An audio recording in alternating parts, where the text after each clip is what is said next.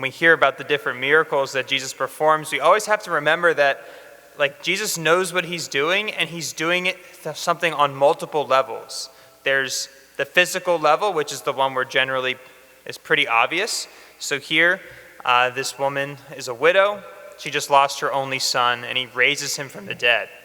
And at first glance, we are moved with pity, and we're like, yeah, Jesus has a bleeding heart for this woman, and he certainly does, because it's hard, of course, to lose a child. But remember that even in their time, the women weren't allowed to work. The only way they were going to have sustenance and food and money is by the woman's husband, or if he was dead, like in this case, her sons.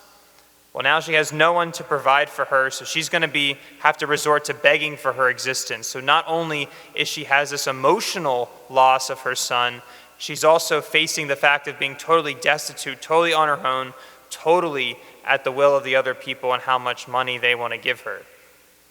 That's like the physical level. But there's also the spiritual component to all of Jesus' miracles too. And here we see something very powerful. Here he is being carried out in the coffin, and he touches the coffin, and it says that the bearers halted. Why?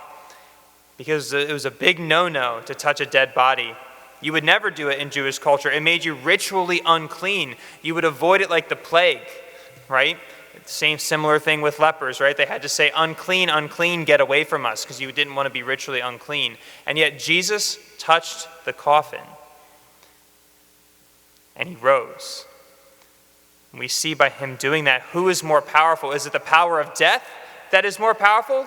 Does the death make Jesus unclean? Or does Jesus' power conquer the power of death in this moment? And of course, it's Jesus' power that conquers. So we not only see him having compassion and love for this woman, but we also see him showing exactly who he is, that he has come to have power over sin and death. He's come to destroy death. And he does that for us time and time again, especially in a spiritual way. Every time we go to the sacrament of confession, right? It's Jesus' words that raise him to life. It's Jesus' words in the sacrament of confession that raise us to life. We were dead spiritually, and now we are alive because of the words that Jesus speaks. Each and every day, Jesus offers this power to us. May we accept it.